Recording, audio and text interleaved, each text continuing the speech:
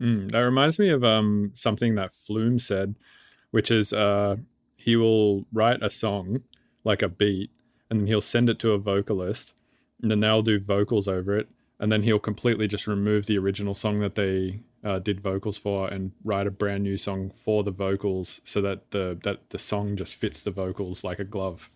That's really cool. Yeah, I hadn't heard that. I like that.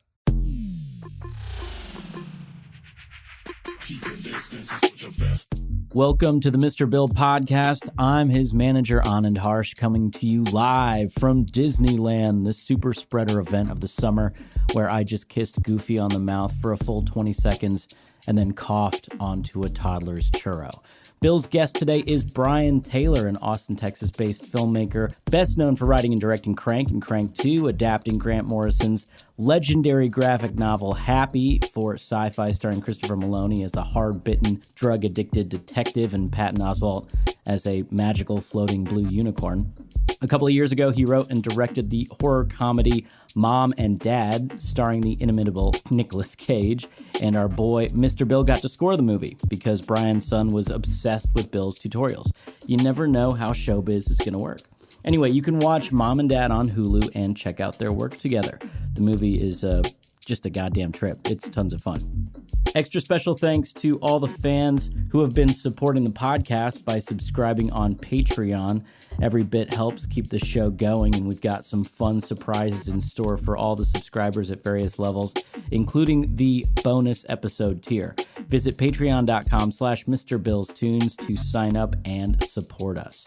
Go to MrBillsTunes.com to sign up as a hardcore Ableton-ear. You get full access to Bill's project files and tutorials, so you really do get the keys to the castle with that, so, go nuts. Just a quick note here, partway through the interview, Brian's recording drops out, so we had to resort to the Zoom audio for about 10 minutes. Apologies in advance for the drop in quality, but we're all human, technology is a bitch, and life is pain. So, grin and bear it, we'll all get through this together. Enjoy this episode with writer, director, and producer, and all-around rad dude, Brian Taylor. Hey, you're listening to the Mr. Bill podcast. Hey, you're listening to the Mr. Bill podcast. Hey, you are listening to the Mr. Bill podcast. Hey, you're listening to the Mr. Bill podcast. Hey, you're listening to the Mr. Bill podcast. Hey, you're listening to the Mr. Bill podcast. Hey, you're listening to the Mr. Bill podcast. Hey, you're listening to the Mr. Bill podcast. Hey, you're listening to the Mr. Bill podcast. Hey, you're listening to the Mr. Bill podcast. Hey, you're listening to the Mr. Bill podcast.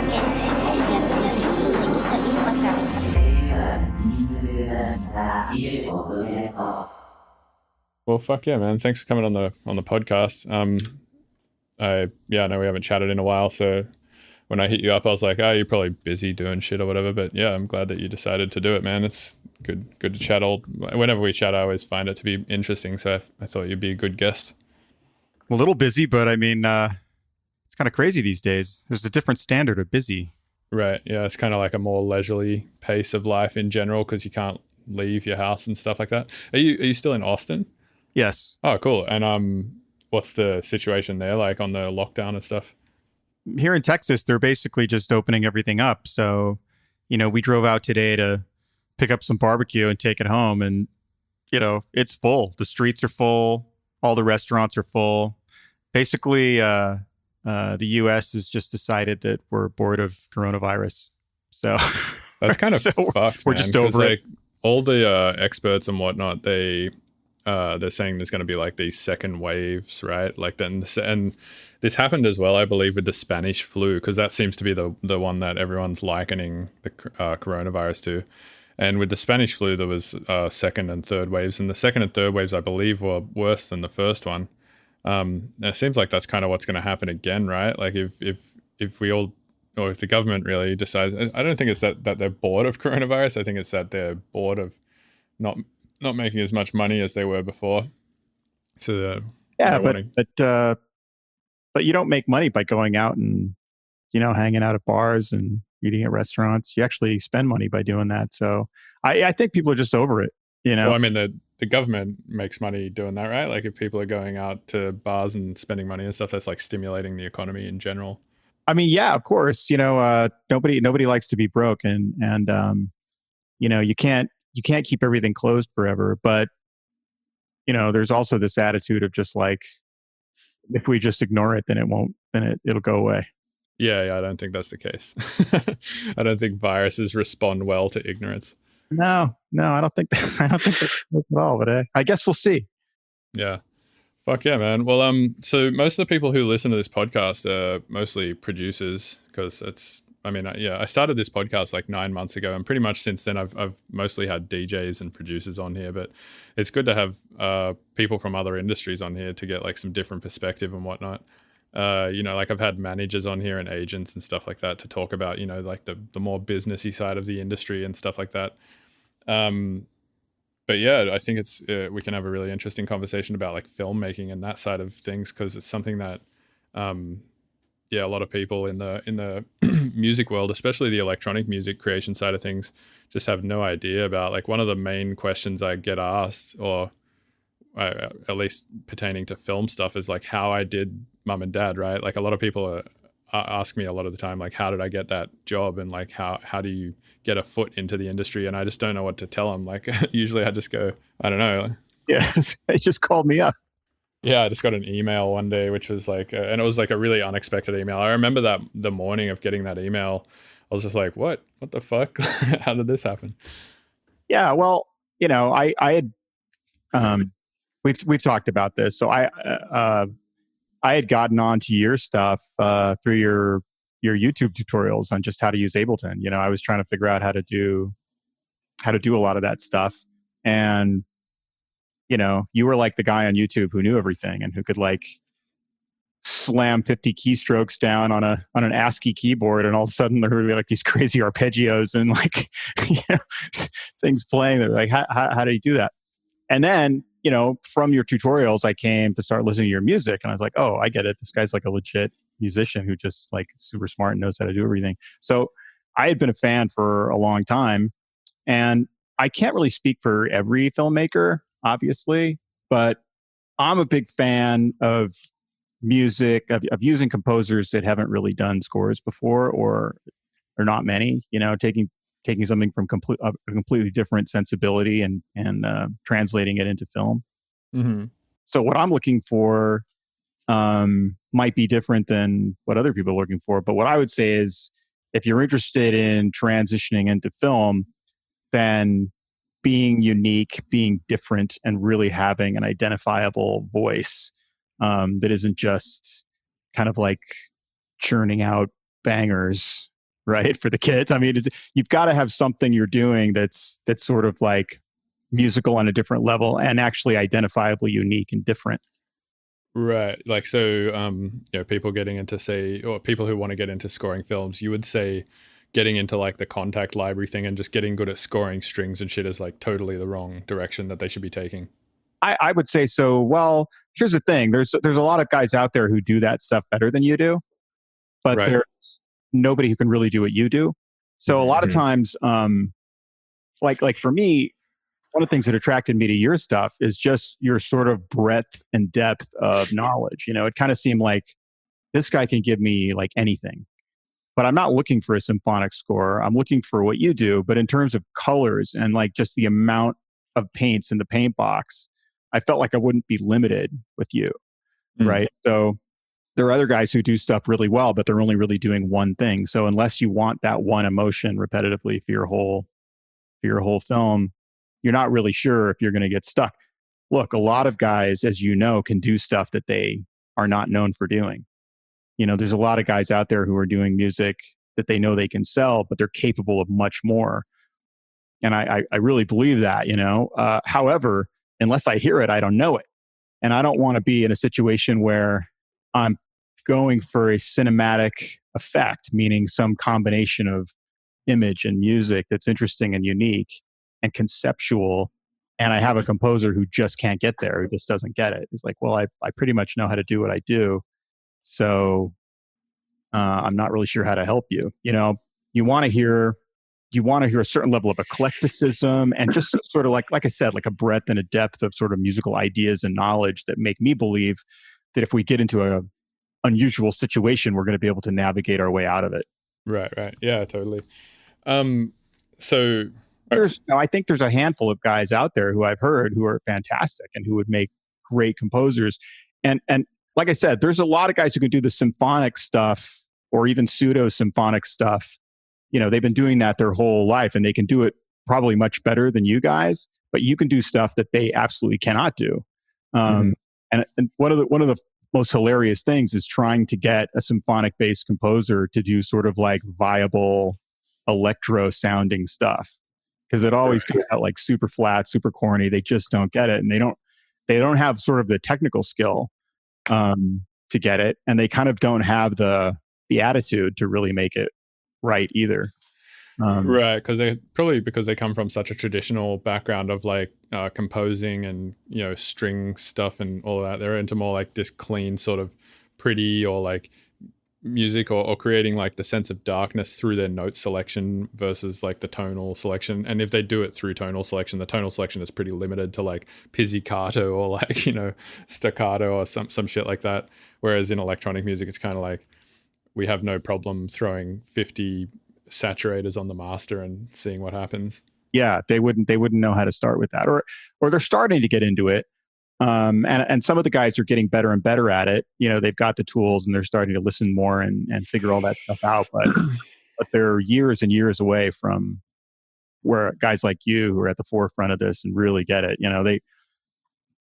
Another aspect of it is the sound design aspect, and we've talked about that a lot. This is one of the things that really made me think that you in particular would be really cool for movies, is you take such a sound design approach to your music. So when you're coming on a project, I feel like I'm getting musical ideas, but I'm also getting sound design ideas. And if anybody who's listening to this has heard the Mom and Dad score, it's really sort of like a seamless combination of music and sound design. There are places where you really don't know if it's score or if it's sort of abstract sound design. Right, yeah, a good example of that is where like Nicolas Cage throws his son on the couch and then does the like tickly fingers thing, and it plays like a granular sound that I made. And you would think that the sound designer did that, but it was actually like a part of the composition, I guess. Yeah, I mean, the sound designer, if you watch that movie and you're hearing a lot of unique and bizarre abstract sound design, all of that is score, all of it. The actual sound design portion of the movie was very traditional. Right. So I guess going back to the original question about like if people in electronic music want to get into film scoring or video game stuff or somewhere on that side of the industry, the best way to do it would just be for them to stick in their lane and just maybe do some sound replacement stuff and upload it on YouTube to create some form of online portfolio or something like that. Or what would you say is like the best move for someone who's trying to get their foot into that industry? Because I don't know the answer at all. Like every time somebody asks me, like I said, I just say, I don't know, man. I just got an email one day. Yeah. By the way, before I answer that, I just looked over and I saw that my DAW has stopped recording, and I'm not really sure when it stopped recording or why. Oh shit. Well, that's all right. I'm recording Zoom as well, which means we have a backup. So it's not ideal, but yeah, if you just start recording somewhere else in the DAW and just hit go again, we should be fine to create a compilation of recordings. Okay. Yeah, I'm pretty sure I didn't get a lot of that, but that's okay. I got it all through Zoom, so we have a backup. But yeah, it's better if you can record your DAW. So if you could just like click somewhere else and just it's recording again, but I know I missed a huge block of that. Anyway, so let me go back to your question. Yeah, I mean, I think that would be great. So personally, when I'm looking for a composer that I'm not familiar with their work, as much different variety of stuff I can hear, the more different variety of stuff I can hear, the better. And a lot of times that can become the basis of conversations. We'll be in the process of trying to figure it all out, and I'll say like, you did this one track that I heard that was kind of like had this feeling. Maybe you could take that kind of feeling and da-da-da-da-da. Because I never like with a composer to use examples of other people's music. I mean, sometimes you kind of have to. Right. You're talking about like temp music? Yeah. Yeah. Or even just like, what I was picturing for this scene is something sort of like, and then play them someone else's music. Sometimes you end up doing that just out of laziness or convenience. But I would much rather reference your own music if possible.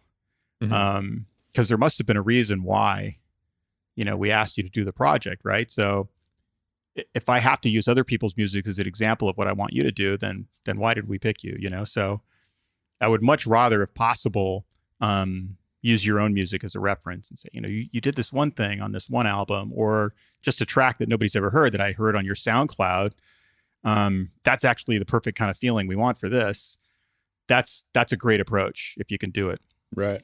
And I guess that probably helps build up some sort of like dialogue, lexicon between you and the composer too. Because when I talk about the Mum and Dad project to a lot of people, quite often the thing that I tell them that was the hardest thing was just us building up a set of words and meanings between each other that actually meant something tangible to both of us that could then be translated into music, right? So for instance, when we started, you're saying like, oh, it needs to be like robotic, and there's static on the TV which sort of indicates things and stuff like that. And it took me a while to sort of figure out exactly what that meant, because you were saying, oh, I want like a more unique like static sound basically.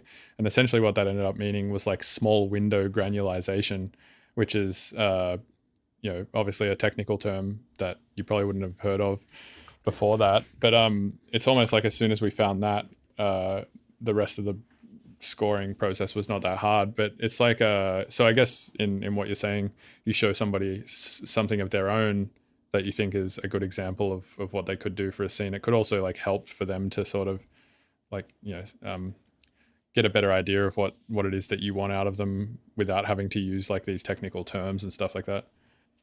Yeah, absolutely. And a lot of times, filmmakers are composing or communicating just with sort of non-technical, color and emotion sort of verbiage, right? Right. Which depending on the composer can be totally useful, but I come from a musical background, so I think we were able to find common ground a little bit easier. Mm-hmm. You're definitely going to run into situations where there are filmmakers that don't have a musical background who are telling you like, yeah, I want this scene to feel more like orange. You know what I mean? And you're just like, no, I really don't, That leads me to another question, actually. Like obviously as a director, you not only have to have that dialogue with the composer, but you have to have that dialogue with the filmmakers, like the director of cinematography, the clothing designers, the actors. Like you need to understand a lot of different skill sets and a lot of different terminology from those different skill sets to really be able to communicate with all these people to sort of get out of them what you want, right? Yeah. So at some point, there's probably going to be like one of those areas where you don't know quite so much, and you're probably going to run into some issues where there's going to be some sort of communication breakdown. How often does that happen, and how do you usually go about getting around those hurdles? Well, it doesn't happen that much with me.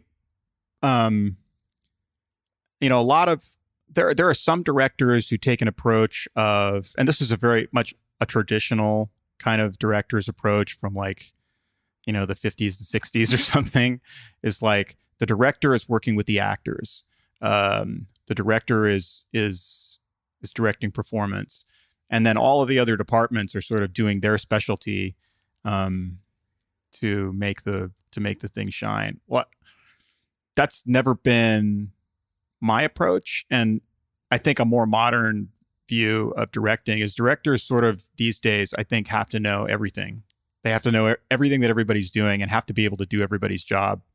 Maybe not as well as they can, but on a pretty high level. So, I might not be able to sew the costume very well, but I can make every single decision of the costumer if I have to.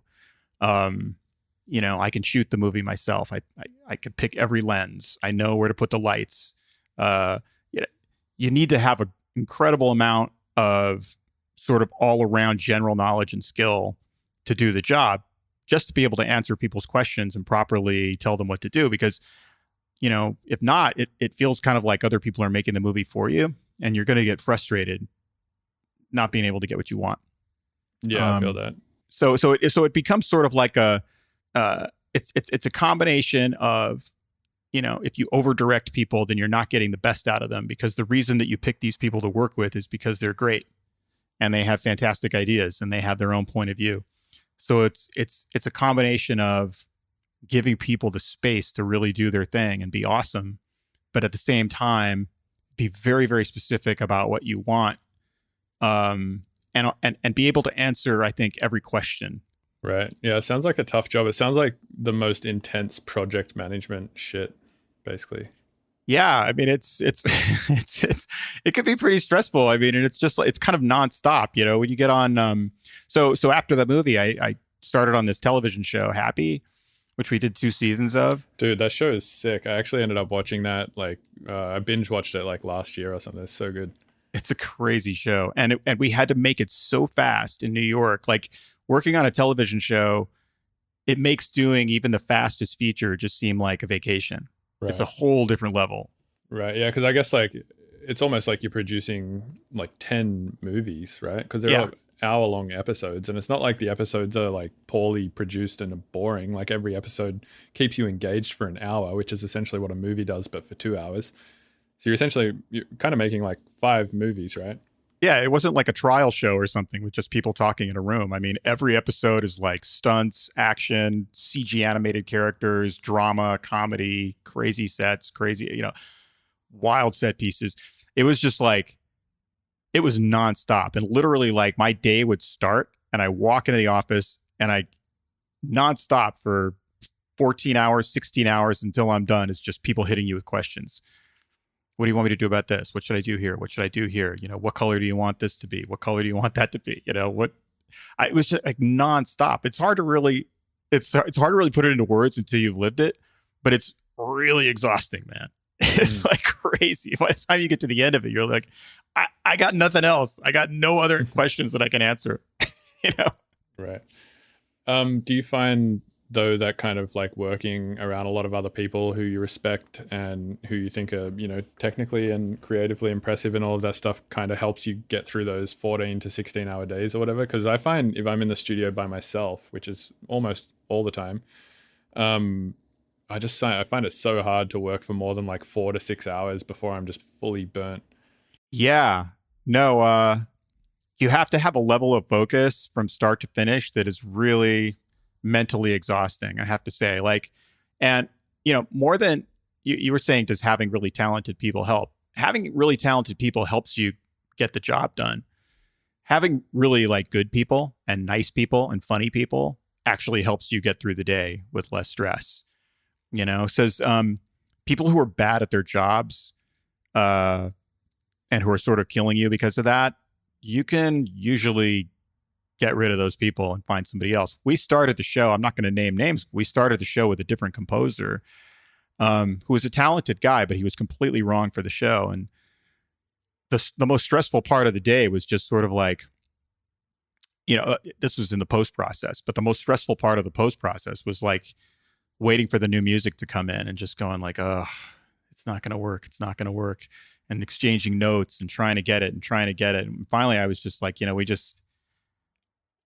a good guy, I like him, and he's a talented dude. He's just so wrong for this project. We've got to find somebody else. So even though we were way behind in the process, I started all over with a search for a composer and ended up finding this guy, Guillaume Roussel, who's a French composer living in LA. And I had never heard of him before. And this is an example of just learning about a guy from his SoundCloud and just listening to all of his samples. And then getting on the phone with him, super nice guy, really easy to work with, but his music was just right on. So you kind of need both things. You need guys who kick ass and are really correct for it in terms of their skill set. But you also, there's no time in this business for douchebags or assholes or people with a lot of, Dude, that's what I tell a lot of people getting into the industry for DJing, for sure. It's even if you're the best at what you do, if you're an asshole to work with, no one will work with you because they just don't have to. There's so many other people who can do the job. Yeah, it's that way at a very high level. We talked about Christopher Maloney was the lead actor on the show, and he's just one of the best fucking guys you'll ever meet. Just That's the guy who charismatic plays dude. the drunk guy who sees the horse. That's right. Yeah, and he's just so cool, man. I mean, just one of the best people, right? In addition to being super fucking talented. And when we were doing the casting process, everybody who came up, I would run them by him.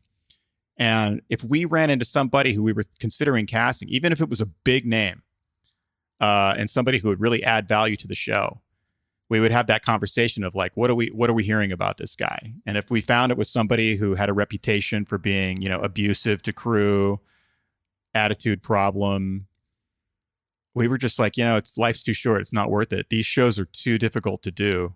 The job is too difficult to have to deal with that shit too, Right. I also feel like if you have just good people around you, or if you just feel really good whilst you're doing a project, it's almost like that project exerts that feeling out of it. Like watching Happy, it makes you like it feels good to watch. Like it doesn't feel unpleasant. But whereas the opposite, it feels like is true, especially in at least music. I know for sure, where if it's a pain in the ass to make, it almost just sounds hard to listen to it on the other end of it. Interesting. Yeah. I mean, I always wondered if that was the case. And I've certainly always tried to. You didn't have a chance to be on set because we only worked in post, but. It may be fun, the next time I'm working on something, if you want to come by and just hang out and see how the production side works. But no, I definitely, it's always been a goal of mine to have an atmosphere on set that's super fun. No matter, even if we're doing dark material, just have it be super fun and everybody is respected. I'm not one of those directors who's yelling and screaming at everybody. We like to keep a really good feeling on set and have fun because I mean, we're not curing cancer here. We're making ridiculous shows, right? So why should we take everything crazy serious? And my hope is that, like you say, that the fun atmosphere will find its way onto the screen. I don't know if that's always the case. I mean, it always amazes me when I hear about movies that were so troubled and everybody fucking hated each other, or bands, where the band wanted to kill each other, and yet they were making this crazy music, You look at like, I was going to give an example of a rock band, but it's like every rock band, like, yeah, man, the Police, they fucking hated each other, but they were making like the greatest records of the 80s, or these movies where you see the finished product of the movie and you can't understand the stories that you heard because the movie's amazing. But how did they do that? Well, they were all just like wanted to kill each other. I don't know. Yeah, for sure. Going back to post stuff, so I asked this morning, I have a Discord server, and actually Ivan, your son, is in my Discord server. And I just asked people, I was like, hey, I'm going to interview Brian Taylor. Do you want to ask him any questions? And I got a bunch of questions. And somebody was asking some questions about post, and seeing as we were just sort of on talking or glossing over post a little bit, I figured it would be a good point to bring that up. Somebody asked, how long does post-production last on a film that doesn't require any VFX? So like Mum and Dad didn't require that much VFX, right? There was like a little bit here and there, but it's not like to the level of Happy or anything like that. So how long do you think, say the post lasted on Mum and Dad? It depends a lot from project to project. On an independent film like Mom and Dad, things can go much, much quicker. On a big studio movie, things can go much longer. So it really varies a lot. I know guys who've gotten their movie done and they did all like, have you seen this movie Bodied? Joseph Kahn's movie? Mm-mm. So he's a friend. He's a big time commercial director. He's like the biggest commercial music video director out there. And he makes features every now and then just for fun. He pays for them himself, shoots them himself. And he did this movie Bodied around the same time I was making Mom and Dad. And it took us maybe 3 or 4 months to finish our post. He finished his post in like 3 weeks. Holy shit. He would text me. He was like, yeah, I'm already done with my edit. I'm like, motherfucker, you just finished shooting like 2 weeks ago. How could you be done with your edit? I don't understand. But he's just super fast, and he has nobody to answer to. It's just him, So he edited the whole film himself too. Yeah. Holy shit.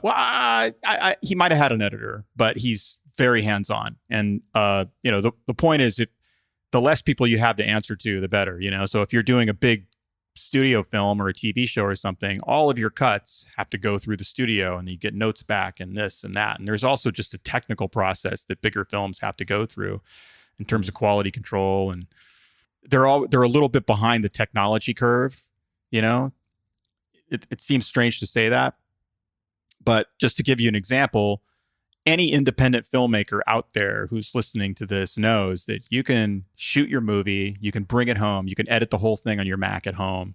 You don't need, you can have all of your dailies sitting on a multi-terabyte hard drive, streaming in real time, and you can cut the whole thing in 4K. And you know that you can do that at home with just you. On a TV show, you could never do that. All of your dailies go to some lab somewhere, something called a lab. It's like a leftover of when they used to have film labs. Well, now your digital dailies go to that same kind of lab. And so all of your dailies are being stored somewhere, and you're editing with offlines, and you're conforming everything to these offlines. And then when you actually want to do an effect or something that requires full res footage, you have to pay this lab to actually give you your own footage. And it's a process of telling them the time code that you want. And then they have to get it to you. And then you have to ingest it. I mean, it's insane. Like, I couldn't believe when we went to do the show, I kept telling Universal Cable, who was making the show, it's like, if you would let me just completely rebuild this post process, I could do this whole show twice as fast for about, 35% less money. Mm-hmm. Because a lot of this is just leftover structure and people getting paid to do things that aren't really necessary anymore. Like, the technology's moved beyond all of this, but they kind of have these structures in place. Everybody's happy getting their checks. Nobody rocks the boat, and the structure just keeps moving like this giant, fucking cruise ship. When like indie filmmakers are zipping around on a jet ski. Before we go any further, what are dailies and what are offlines and all of that kind of stuff? Because they're terms I've never heard of before. Dailies is just the stuff that you shot that day. Okay. So in the old days, the term came from, you would shoot back when you were shooting everything on film. So you'd get a day in the can. And back then it was literally a can, because your film was rolled and thrown into a can. And then you take the can and you send the can to the lab. The lab would do a work print. And based on that work print, they would print a set of dailies. So basically they were making a copy of your film. So you're not editing or viewing your original film, because that original film was priceless. You can't, you don't want to mess that up. So they would make like a work print, and then they would make dailies based off of that original film, and they would send them to you. Then you could set up a screening room and you could screen the stuff that you shot yesterday. It was called dailies. So we're going to screen our dailies from yesterday and see if we fucked anything up, and so you'd sit around and screen your dailies. Well, obviously that was a long time ago. There's really no meaning to dailies anymore. You're not sending your film to go get developed. Actually, you can see it as you shoot it, exactly how it's going to look digitally in its final form. You know exactly what you have to work with. And you could screen that stuff on a laptop anytime. I've never been a guy who watches dailies. I don't like to look at my dailies until months later, because I saw it while we were shooting it. I don't really want to sit and watch it. Anyway, that's what dailies are. Okay, cool. Yeah, so I had another question about composition, and these questions come from Discord as well. There's a few questions, actually. They all have to do with post stuff, which is, I guess, where all the composition happens. So somebody asks, at what stage does the composer start contributing? And then also another person asks, it might actually be the same person, saying what comes first, the edit or the composition? Okay, so that's a really interesting question, because it happens in different ways. The way that it normally happens is you shoot the film, you edit the film with temp music, which means you're filling up the music in the cut with music from other movies. And then you bring on a composer and they watch it and they come up with their own ideas. Sometimes their ideas are inspired by the temp music that was there, and sometimes they're completely different. But as a musician, you can imagine it's kind of a weird way to approach composition, to listen to what somebody else did and then have to come up with your own variation, or basically your own argument against that. It's a good way to think about it, right? Mm-hmm. Like you put this music from Batman in the scene. Okay, well, I'm now going to make my own musical argument for why I think that this is a different way to see it in a better way. That's a really weird way to do it. And that's the way it happens a lot of times. That's not the way it happened on Mom and Dad, because on Mom and Dad, we did something really unique and really fun, which is we actually had you in the post room composing as we were editing the movie. So we were able to use your raw, unfinished ideas right out of your brain and immediately start slamming them into scenes and sort of building the scenes around your music and having it be sort of like a back and forth process. You know, you've got a scene to look at. You start putting some rough ideas. We take the rough ideas, we put them into the scene, start rebuilding the scene a little bit. Then we pass it back to you, and now you can enhance it even more. That's a really, really cool way to do a score and really unusual. And I think people should do it more. But a lot of times, because of schedule and because of just that structure of the way things have always been, it doesn't work that way. However, I'll give you an example of like a really traditional great movie with a traditional great score that was done more the way that we did it.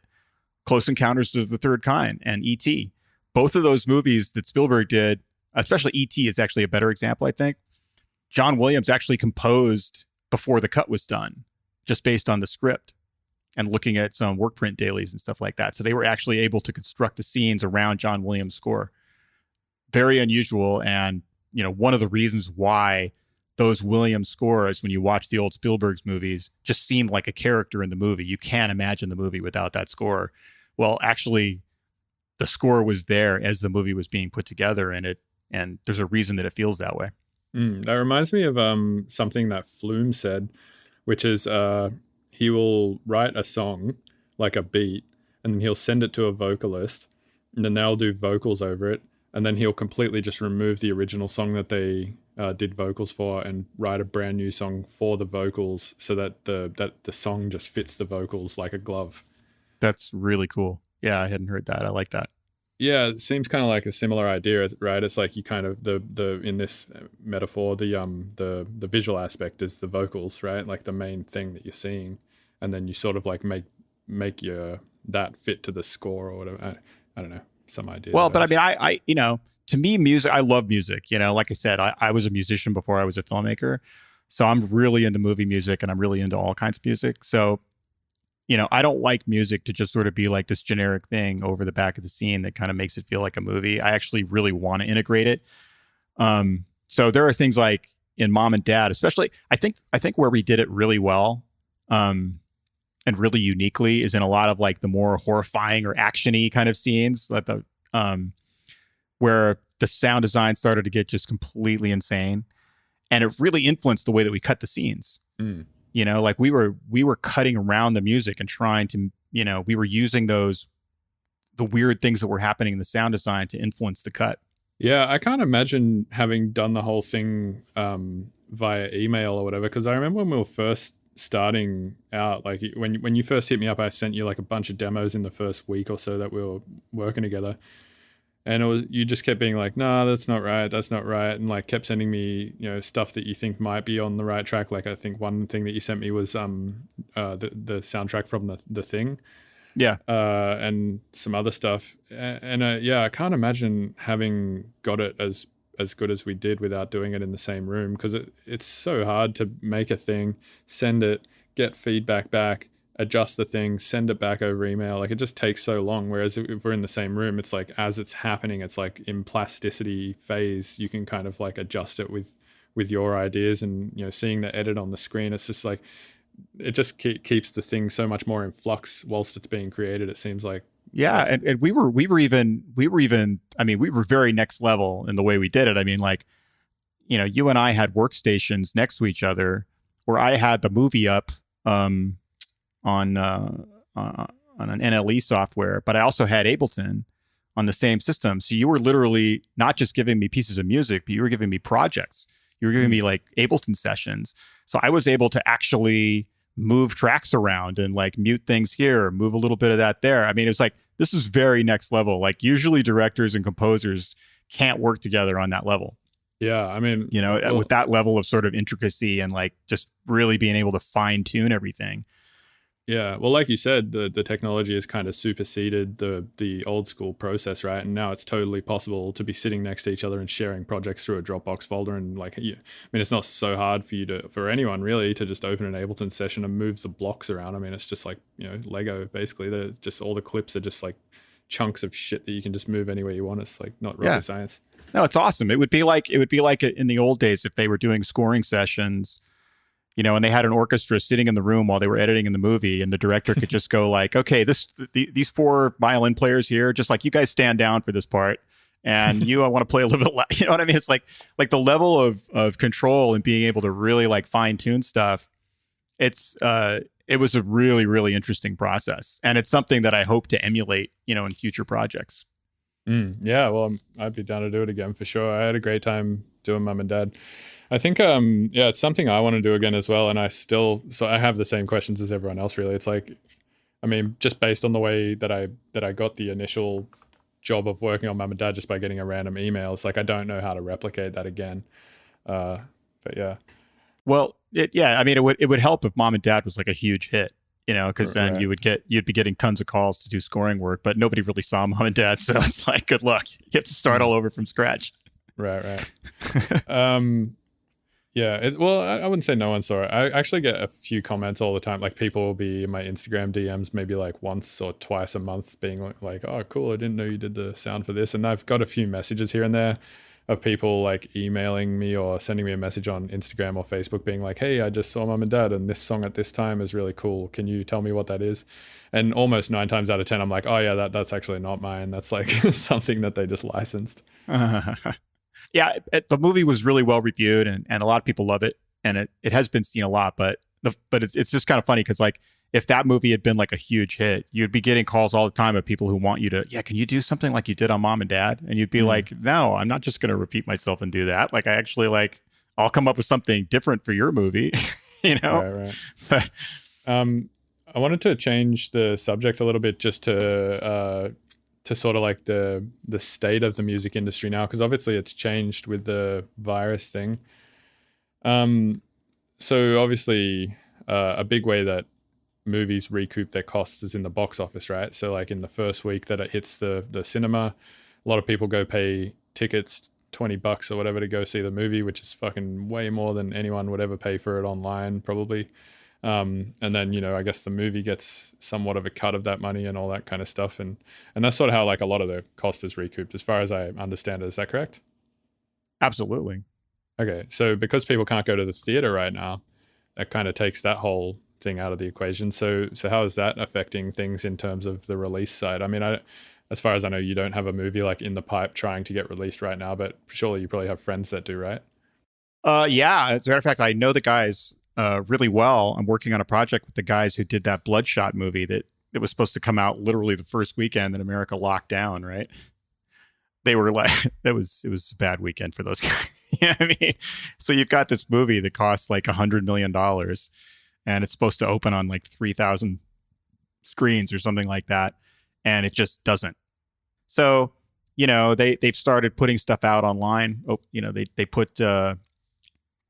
put Bloodshot and like Invisible Man, and a couple other movies. The Trolls World Tour was hugely successful streaming. So they're starting to put this stuff out online for people to buy. And it's done pretty well. Not close to what they would have got at the box office, probably. But it's done pretty well.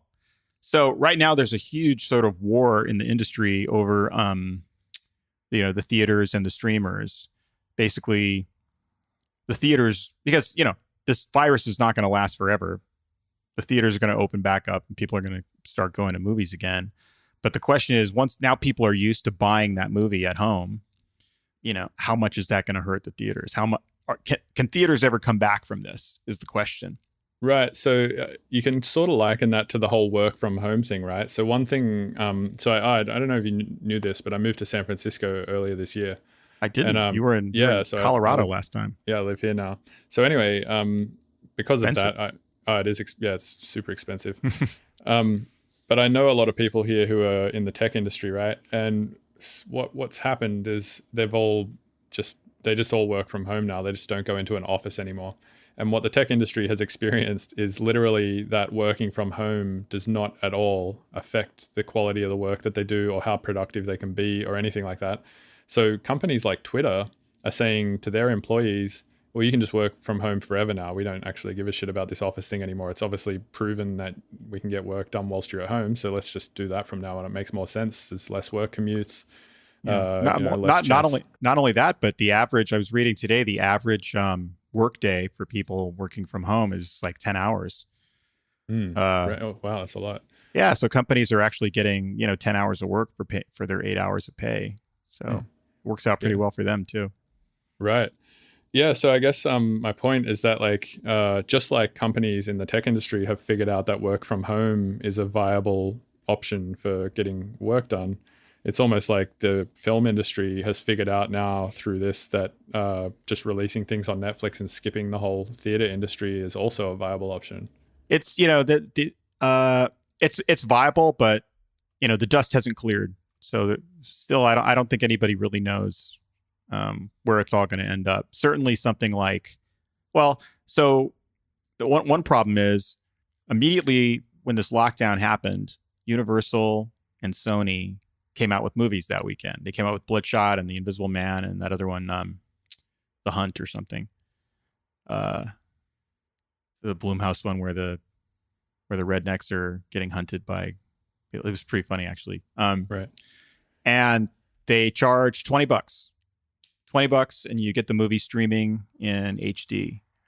And they did pretty well. People bought it. So that sets the price. So you can't come out now and release Wonder Woman 2 or Avengers 12 and say like, okay, well, we want $49 for that. Because people are going to say like, no, fuck you. It's $20. I know what things cost. They cost $20. I did it before. That's kind of the way people are. Once you set the price in the marketplace, that's it. So for certain things like those Blumhouse movies, they probably did pretty good. I mean, I don't know if that movie, The Hunt, was it called The Hunt? What the fuck was it called? I think it was called The Hunt. But I don't know if that movie would have done as well in the theaters as it did on home video. It did really well on home video. Whereas for something like The Avengers, if you're taking a family of 4 out to go see that movie, you're actually paying $80 worth of tickets or $85 worth of tickets for something that now you get at home for $20. Does that math work out for these mega movies where they spent literally $300 or $400 million releasing the movie? Dude, that's mind blowing that people spend that much on making a movie. How do you even spend $400 million on a movie? Where does that money go? I don't know. That's out of my I don't know. That's out of my world. I could make 25 movies for that, or probably like 400 movies for that. I don't know. I don't know what they spend it all on. But yeah, so it's different for different kinds of movies. Like if we made a little movie like Mom and Dad, right? So that movie costs like $4 million or something to make, and we put that movie out online for $20 or even $10, and it was there on your Apple TV. You open up your Apple TV and it's like, okay, what's new this week? Okay, it looks like the new Wonder Woman movie, and then here's this thing, Mom and Dad, Nick Cage. That looks pretty fucking crazy. How much is it? $10? All right, I'll watch that. So our little $4 million movie just made $10, and Wonder Woman 2, which cost them $300 million to make, just made $20. So it's like, I think what's going to happen is you're going to see a lot more stuff coming home, a lot more things, a lot more people watching movies at home, and you're also going to see the budgets of these movies go down. Because I just don't see how you can keep spending that kind of money to put out a product that's going to be on the shelf for virtually the same price as something that somebody spent $5 to make. It just doesn't. The math doesn't work. Right. Well, what you might start seeing then is like you were talking about before. There's like a lot of these old systems and like archaic sort of ways of doing things where there's just a bunch of people who are trying to rock the boat and get paid for not really doing something like for jobs that just don't need to exist. You might see a lot of that stuff being the first to get cut, I suppose. And then also what you might see is people being a little bit more inventive and resourceful with smaller amounts of money. And I don't know exactly if this is the case, but it always seems like when I see a Quentin Tarantino movie, that it never seems like there's a shitload of production going on, right? It just seems like a nice shot, nice camera, but really like what is cool about his movies is the story and the like suspense in the dialogue and all of that sort of shit. So maybe you might start seeing more of that, right? Like these, and I don't know if that's the case. I don't know how much Quentin Tarantino spends on making movies, but Well, he spent a lot on Once Upon a Time in Hollywood, I'll tell you. but I mean, like what? They trashed one car and No. They had to they had to build 60s Hollywood. Yeah, that's a good point. Yeah, they did a lot. That was a really expensive movie. But it was a good movie. Yeah, it was a great movie. Yeah, I guess we'll see. I'm actually like, it makes me wonder a little bit more about music, because I know these days, musicians, it's so easy to get music into your ears or onto your phone these days, that it seems like the way for musicians to make like, good money is through touring. And so, if touring is going to start dying down, is it? I mean, if touring is going to start dying down, I know it's probably died down now. That makes it really hard at all right now.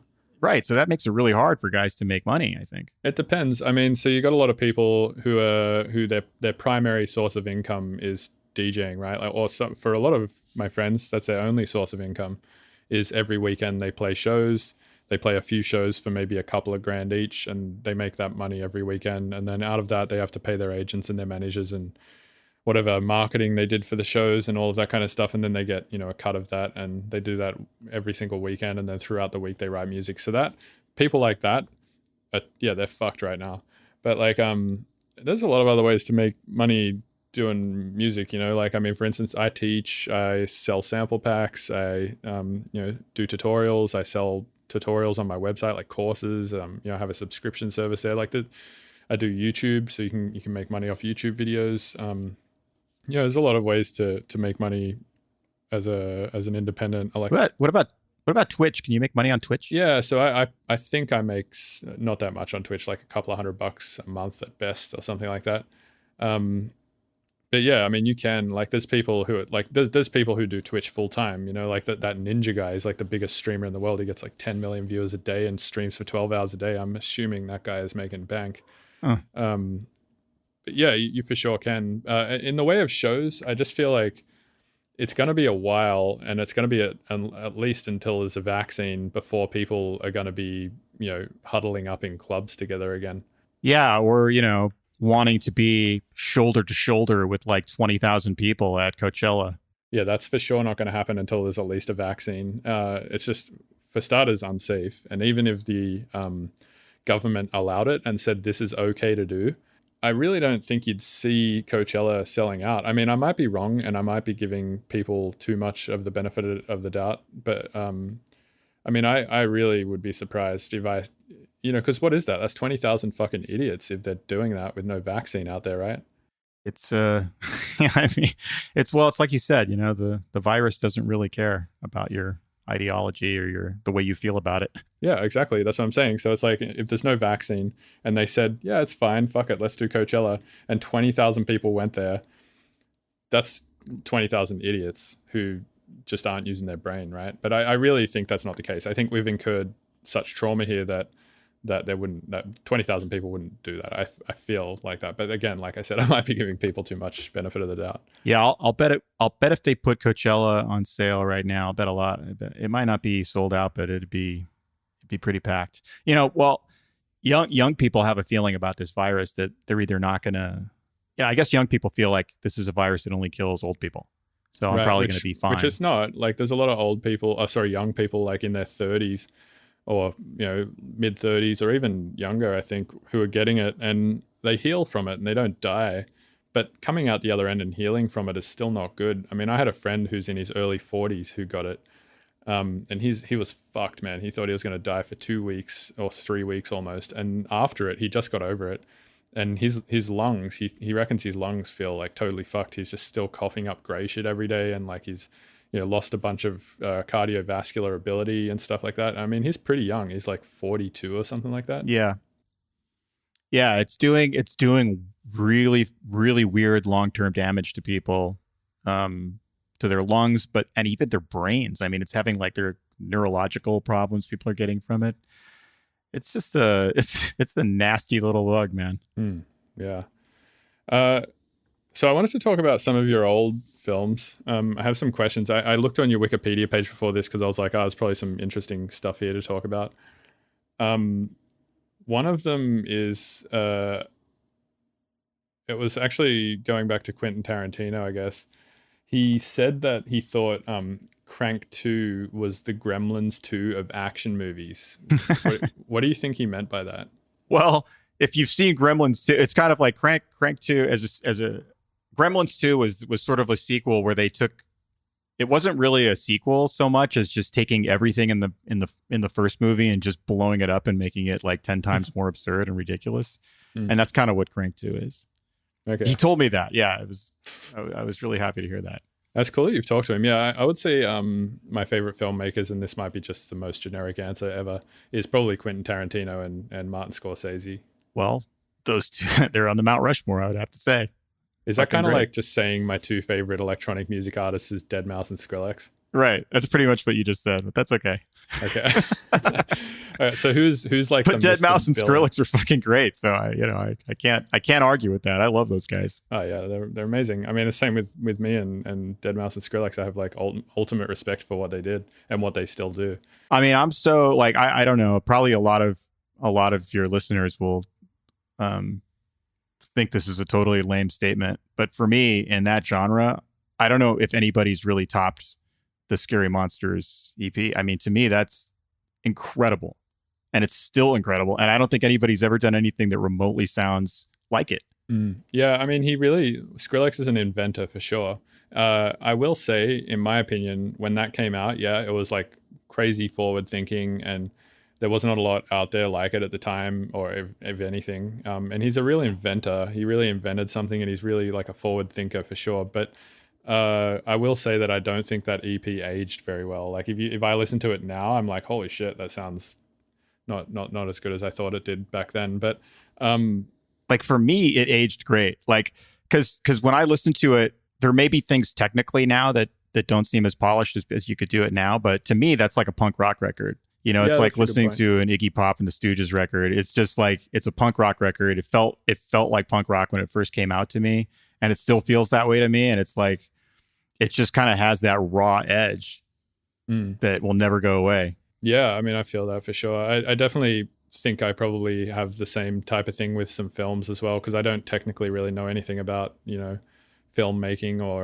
cinematography or anything like that. And I'm sure there's people who look at, who are really good at that kind of stuff, who look at a film like Reservoir Dogs and probably see a bunch of grain and shit in the image that I just don't see or pay attention to, and look at that as a flaw, whereas I just don't notice it or something. Yeah, like Reservoir Dogs to me is a punk rock movie. It's kind of the same thing. It's like I could watch that movie, could come on today, 10 years from now, and I'm just going to sit and watch the whole thing because it just fucking works. It's great. Yeah, it's a great movie. Fuck, there was another question I had about Quentin Tarantino as well. Oh yeah, somebody on my Discord who is also, I think they're an aspiring filmmaker. They wanted to know your thoughts on film purists who insist on celluloid over digital, like Quentin Tarantino and Christopher Nolan. So I actually don't know what celluloid is. So I don't actually know what this person means by this question, but I think they mean just film, like literally film. Okay, like versus just shooting on a DSLR or whatever. Yeah, film versus digital. So. Okay. I learned to shoot on film. I like shooting on film. It's fun. But for you could think of it exactly like analog versus digital. Mm-hmm. Like if I asked you the same question of what do you think about, musicians who are like purists for analog versus digital, the answer that you would give me right now is pretty much the answer that I will give you. Well, the answer that I have for analog is it just makes you think about the process differently, because in digital, you're sitting at a computer and you're just clicking buttons inside your screen, and it's very precise and it sounds really clean and really good, and there's no imperfections in it. Versus when you do something with analog, there's a lot of noise in all the signals. You have to like walk around a room and plug shit into other shit, and you have to, make sure your gain staging is right. You have to turn a lot of tactile knobs. Like it's just a very different process, and it just makes you think about the whole thing differently. And because results are harder to get, in analog, I think it makes you appreciate simpler stuff, or at least for me it does. Like if I record something so simple as like an acoustic drum kit playing a simple beat that just sounds very basic, I'm like, fuck yeah, that was a technical feat and I feel really good about it. But if I program a beat digitally in Ableton, it could be the same simple beat with just digital samples instead of a drum kit, and I just won't look at it as that cool because it didn't take as much effort, and therefore like, you know, because of my appreciation of value and effort, you know, something that has a lot of effort invested, I almost immediately always see it as more valuable, right? Yeah, that's interesting. And you know, like you talked about how it's more difficult to do, and that's the case in almost every way of doing art. You know, from music to film to whatever. When things were more difficult to do, you made stronger choices. Right. Yeah, exactly. Right. Because and I've actually had that experience over the last few days because I've started using Fruity Loops, just as like I remember Fruity Loops. Yeah. So it's actually evolved a lot. It's a really deep program now. But I'm doing like some video with my buddy. I think I had Ben. like version 1 of Fruity Loops. It didn't even have tracks when I had it. It was like it was just like that little drum machine sequence. Yeah. I think. Yeah. Yeah. So my buddy Ben, who writes music under the name The Flashbulb, we want to do like a YouTube video where I review Fruity Loops and he reviews Ableton, and we're both sort of like, you know, from the other side of the fence trying to figure out each other's DAW. So I've been using that for the last few days trying to figure it out, and the same thing applies. Like I'll do something really simple, but because it was so fucking hard for me to achieve it, I'm like, that's a valuable thing right there. And it makes me like definitely stick more to decisions for sure. So yeah, so when you used to edit a movie, and if you've ever seen any like behind the scenes, you know, making of from movies from the 70s and early 80s and stuff like that, the way you used to edit a movie was the thing was shot on film. So like I said before, you make a work print, you make a copy of the film or multiple copies, and then they would load that film physically onto a giant machine. You know, a machine that's like as big as I don't know, like a Prius or something. And then you load all that film onto the machine and you're literally running it through, looking at it on a tiny screen, making physical cuts with a razor blade, and then taping the film together to assemble the film. So imagine that process, you know, editing a movie like Apocalypse Now or something like that, as opposed to what you can do now, and you have everything on an NLE and you're just looking at it. And the fact that you have to commit to a razor blade cut to a physical piece of film and a piece of tape to splice it together and then play it back and see how that is, you're having to make really strong choices, you know, and you have to really commit to ideas and not just, well, let me try to frame this way. Let me try to frame that way. Let me cut a few frames out here, cut a few frames out there. What if I do this? What if I do that? You know, it's a whole different level of thinking. This is actually, I'm not sure how much this actually relates to your original question about Nolan and Tarantino, because I'm not sure, you know, these days the technology of cameras has progressed to the point where, and especially if you're a guy like Nolan or Tarantino and you have like unlimited financial resources, I think Spielberg shoots on film still too. I don't really think shooting on film makes it harder for them in the way that we're talking about. Right. And is the reason that they generally do it because it has a certain look and vibe to it, or? They do it because it has a certain look and vibe that I don't think most people can really detect. I feel like I can. Like whenever I watch a Tarantino movie, I always feel like it looks very like warm and fuzzy, and it kind of I think I can see like at least in his films. But for instance, Interstellar, I cannot tell at all. Like that looks to me like a digitally produced movie. It looks very high quality. Whereas Tarantino movies always kind of look like they have this sort of teal, or not teal, like this sort of, you know, like this brown paper overlay to them sort of thing. Well, but on the other hand, I think, you know, if you look at Fincher's movies, you know, something like Gone Girl, I think is just a beautiful, rich looking filmic movie, and he shoots everything digital. So yeah, I mean, it's kind of like if the thing can exist, like you're going to edit the analog shoot in digital probably, right? These days. Oh yeah, absolutely. Right, Yeah. which means if the thing can actually exist in ones and zeros as a file on your computer, it means it's recreatable digitally too. Yes, that's true. Yeah, it's the same with analog, right? It's like if you take a guitar and you record a guitar into your computer, the fact that it can exist as a WAV file that you recorded onto a track in your computer means that it could have been generated by your computer as well. Yes, theoretically, that is true. Right. It'd be a pain in the ass to do for sure. I'm a guitar player too, so I'm not really sure what kind of software could do what I do, but I mean, additive, like insane additive synthesis or spectral FFT. But that's the thing. It's like, that it's possible. It's just we don't have a computer that's quite complicated enough to do it yet, but it's coming. Well, kind of. I mean, there's this style of synthesis called carpless strong. And essentially what that is you feed these little impulses of noise into a series of delays. Kind of, if you've ever used Tension or Corpus in Ableton Live, that's what they do.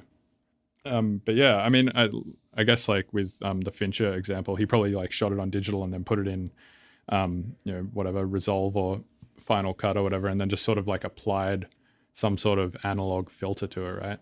Yeah, I mean, you just get the look you want. Yeah, I got the first guys that really on a feature film, the first guys that really sort of like did this analog to digital thing really hardcore was the Coen brothers on that movie, Oh Brother, Where Art Thou? Mm. That was one of the first movies that was shot on film and then scanned onto a computer. And they did all this really careful digital color correction that you could only do digitally, this like very micro control of every image or of every color value. And then they spit it back out to film. And that was kind of like, that kind of opened the Pandora's box. And after that, it was just kind of like, well, why are we limiting ourselves, So even when you see a movie that's shot on film now, it was heavily manipulated digitally. And a lot of times the digital tools that we have to manipulate stuff are so powerful now that a lot of times it's just invisible. Like, what did you see The Revenant? Yeah, I did. Yeah. So The Revenant is like a beautiful looking movie, like stunningly beautiful. I think. And you're looking at these images and they look so pure and so natural. And they were shooting this thing on a skeleton crew. They had like they were flying out to these very remote locations with just like a couple dozen people, and you're going like, man, it's like they didn't do anything. They just pointed the camera and it just looked great, because what could they do? They can't light out there. Well, they took everything that they shot back and they put it onto a computer and literally mapped grids over everybody's face and everything in the image. And they did like incredibly time consuming, incredibly intricate and incredibly expensive digital remanipulation of those images and color control of those images, putting shadows on people's faces, adding contrast to scenes that had no contrast. But they were able to do it in such a way that you don't see it at all. It just everything feels natural. And to me, that movie looks like it was shot on a large format film camera. In terms of the color value, it's really rich and really filmic and really beautiful, but it's ultra digital. Right. Yeah. I mean, it's the same with, you can really achieve analog feeling stuff in the digital world for sure. Like for instance, a good example of that in electronic music is this guy called Boris Brescia. He makes techno and it sounds very, in my opinion, like it was made from synths. Like analog synths, and I watched a tutorial of his like 2 days ago, and he said he does everything in the box. He hasn't used a synth in his life. So yeah, it's definitely possible. I mean, I think it's it kind of only goes one way though, right? It's really hard to probably make stuff look and sound very digital on analog gear, but the other way, it's like super easy not super easy, but it's possible to sort of get the analog vibe in the digital world for sure. Yeah, it's funny because like when I became, it's kind of like I saw it makes me sound super old, but I kind of saw like this change happen like while I was an artist, So when I started out as a musician, it was like you recorded analog on tape and ADATs were just coming out, like digital tape. Whoa. But the idea of, the first time I ever saw like a waveform of something that I played on a computer screen and realized that I could cut it up and move it around, I was just like, whoa, like that was like a head exploding moment where you're just like, everything changes now. Right. Everything changes. Like the first thing I thought was nobody has to know how to do anything anymore. I mean, like, cause like you think about the Beatles, right? Used to go in and they would cut these classic songs that you hear on the radio, these Beatles songs. And it was literally like the four guys in a room with two microphones playing the instruments and singing live. And they would just do like 3 takes of a song. And the take that they kept is the one that you still hear. Or some singer coming in, Sinatra or some shit, and he's doing a recording session with a live orchestra constructed by Nelson Riddle, and everything is being recorded live. The orchestra is being mic'd with a couple of mics. Sinatra's in a booth with a mic, and you just cut the track. Boom, done. And then that's the track. And you don't have any ability to like digitally manipulate that or edit it. It's just, that's what it is.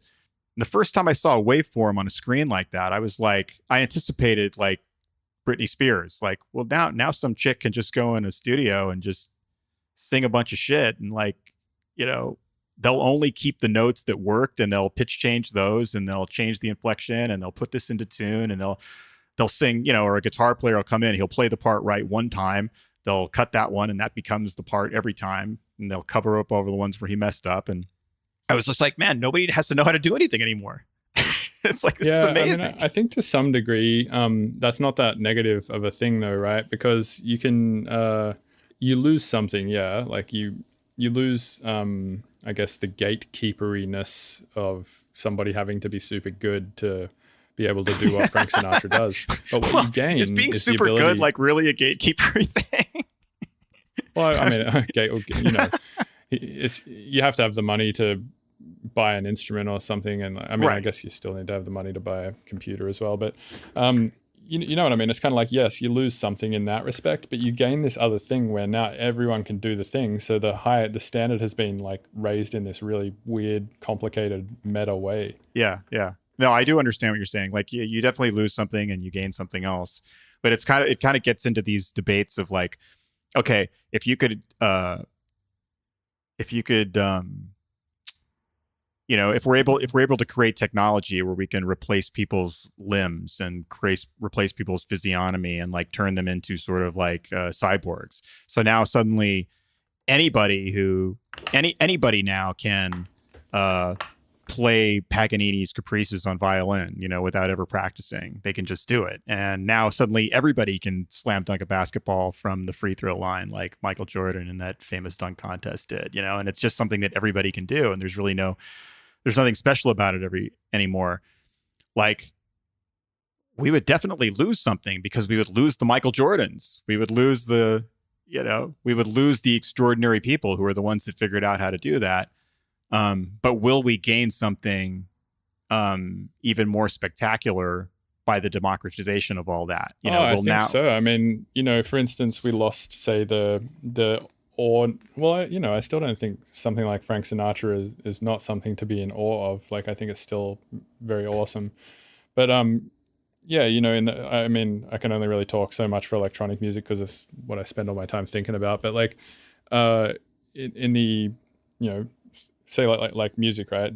The ability to make music digitally, we lose this like thing where only a few people can do it and all of that kind of stuff, but we gain this like insane music industry from it. Now that everything's gone to streaming and everything's digital and all this stuff, it's like we've gained this like really insane community and stuff out of it. I think that wasn't possible before. Well, yeah, definitely in terms of connecting. Look, all of us artists are basically weirdos, right?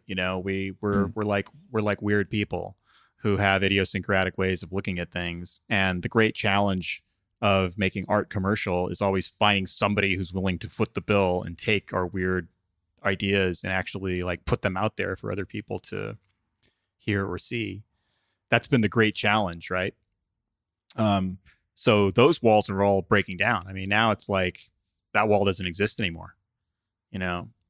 Anybody out there can sort of find their audience, even if what you do is so strange and so obscure that only 10 people in the world would ever like it, you can get to those 10 people. Right. Yeah, that's the barrier to entry now is kind of low. But that's, I think a good thing because, also let's think about it this way. Let's say Michael Jordan was never able to get a basketball for whatever reason, and then we wouldn't have ever gotten the Michael Jordan, right? Because he would have never known that he could have been good at basketball. I mean, obviously somebody like that they have some sort of natural inclination to be good at stuff, but they also need the precursor of like getting the basketball and like getting a little bit of training and all of that kind of stuff. Well, it's like now with music, everyone has a basketball and everyone has the training. So we're not going to be missing out on any Michael Jordans in that regard. Yeah.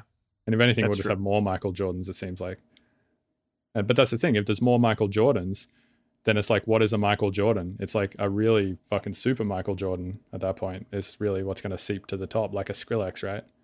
Yeah, I mean, you have to do something really extraordinary to stand out these days, especially in your genre, in your industry and your genre. It's like, to me, the tools to create this music are so powerful and so easy to get, just so ubiquitous, that it's like, to really stand out and be special in your field is that's a challenge.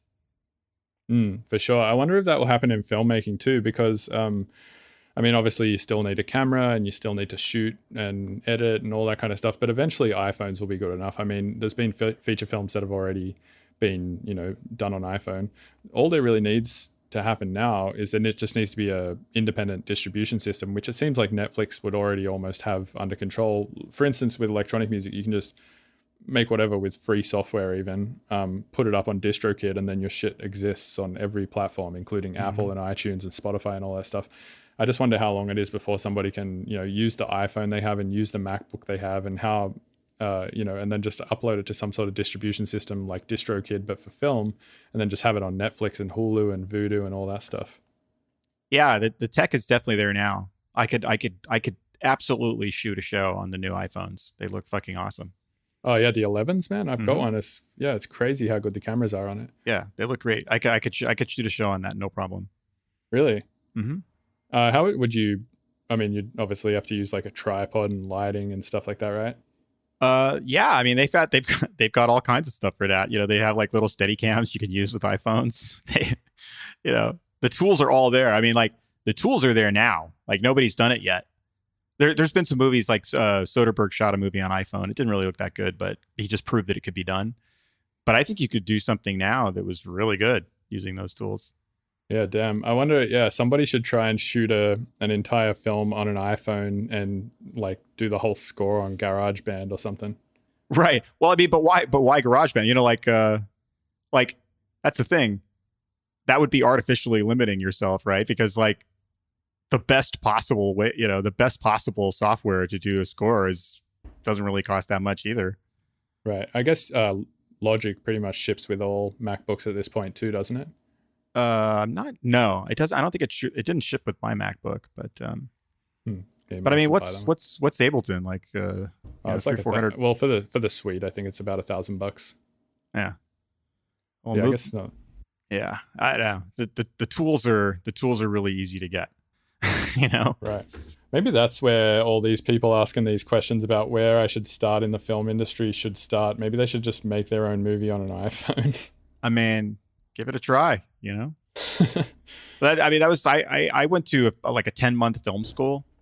That was really, it wasn't really like a normal film school because it had just opened up and they didn't really know what they were doing. So basically it was just like this big building in Hollywood where they had a bunch of equipment. Mm-hmm. And I just took the equipment and just started making stuff, so the best way to learn is just to do it and make mistakes and do it wrong. And then once you do it wrong, you figure out not to make that mistake again. And you learn really fast by making mistakes. Right. Totally. Well, fuck yeah, man. That's been about 80 minutes. So I feel like that's probably a pretty decent conversation for people to listen to. Yeah, I want to thank you again for taking the time to talk to me for an hour and a half. No problem. It was fun, dude. Yeah, appreciate it. Is there anything you're doing at the moment that you want people to go check out who listen to this? No, not at all. I'm just writing, I was lucky enough to land a couple of big writing gigs right before this all happened. So for me, it's just business as usual. There's no production at all, but I'm just writing scripts. Nice. Awesome. Well, I guess people can go watch Happy if they want. That's a really good show. Absolutely. Yeah, definitely. You should definitely watch Happy on Netflix because more viewers. I also did a show with Grant Morrison.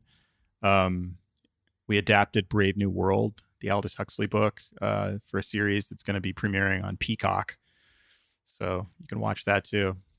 Fuck yeah, man. All right. Well, yeah. Thanks again, man. You got it, dude. Anytime. All right. Have a good one. You too. Bye.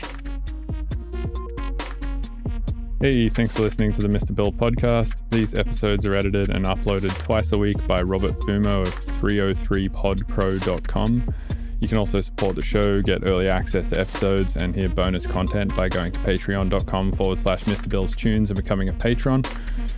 Please rate and review on iTunes unless you're going to be a little shit about it. And all the links to my various platforms are at MrBillsTunes.com. Thank you.